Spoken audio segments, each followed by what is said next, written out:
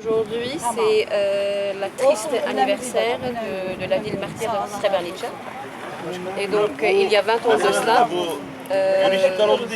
des personnes étaient persécutées, massacrées, torturées parce que musulmanes. Et manifestement, malheureusement, nous n'avons pas pris, le monde n'a pas pris conscience, le monde n'a pas pris exemple, le monde n'a pas pris en considération l'ampleur des massacres et ça continue depuis, que ce soit en Europe ou dans un autre continent, par exemple en Asie, en Chine, en Turkestan oriental. Deuxième raison. Voilà. Donc venir ici pour commémorer une horreur, pour décrier, dénoncer une autre horreur, ça en dit long aussi sur la civilisation, sur notre conception de civilisation malheureusement. Est-ce que vous pouvez me parler de la condition des Ouïghours? Parce que je crois que c'est le principal axe de la manifestation. Oui, c'est la raison principale. En fait, les Ouïghours sont occupés depuis 1949 et sont continuellement 1949, persécutés, oui. Ils sont continuellement persécutés et surtout quand arrive le mois saint du Ramadan. Donc les autorités chinoises font en sorte que les Ouïghours, par exemple, soient visibles et qu'ils ne jeûnent pas.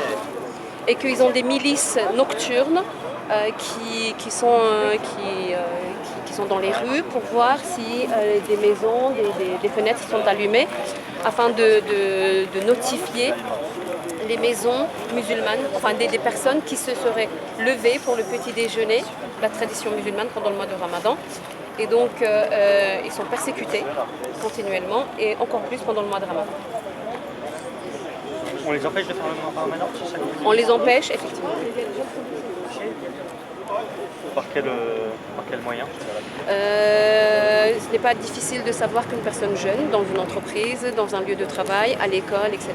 Donc on les force à déjeuner, à rompre le jeûne. Et ils sont fliqués, comme on dit en français, même si c'est vulgaire, le terme est... Voilà. Et donc, voilà, ça nous rappelle des heures très sombres de notre S'ils histoire. mangent pas, en gros, ils ont des problèmes pour résumer. L'université, ils testent, ils donnent des cours. L'université, ils donnent des cours. Par exemple, ils ont les gens qui dans l'université, dans le faculté. Monsieur est Ouïghour et président des Ouïghours de Non, France mais à Paris. c'est pas ça. Non, allez-y, bien sûr. C'est ça, la pression qu'il y a, vous savez dans quel moyen ça? Il y a une force, il y a aujourd'hui en civil, de police, il y a Urumqi à Kashgar, le capital de Doğu-Türkistan, c'est Urumqi. Parce que Urumqi, en ce moment actuellement, il y a 200 000 civils policiers qui les respectent aujourd'hui pour te battre un terroriste. Si tes lèvres ils sont sèches, tu dois boire. Les mosquées, par exemple, le jour des jeunes, le matin, il vient, s'il y a des lumières qui sont affichées, il y a des lumières, il n'ose afficher, le lendemain il convoque, il fait une descente de police, et ils font un ramadan. Il torture, il met en prison. Et aujourd'hui, nous, on a ramené il est là, le mec qui était là-bas, ça fait une semaine qu'il est venu de là-bas, il était en Thaïlande, il était emprisonné, parce qu'il a condamné à mort. On a un journaliste qui s'appelle 7 ans qu'il est exilé. Qui est en France. Tous les moyens d'être torture. Aujourd'hui, qu'est-ce qui est triste? Le moyen d'être récent, c'est torture, comme ça en Palestine, c'est pareil, le torture, c'est un dictateur, tout ça. Aujourd'hui, qu'est-ce qui est triste? C'est le monde aveugle. Parce que aujourd'hui,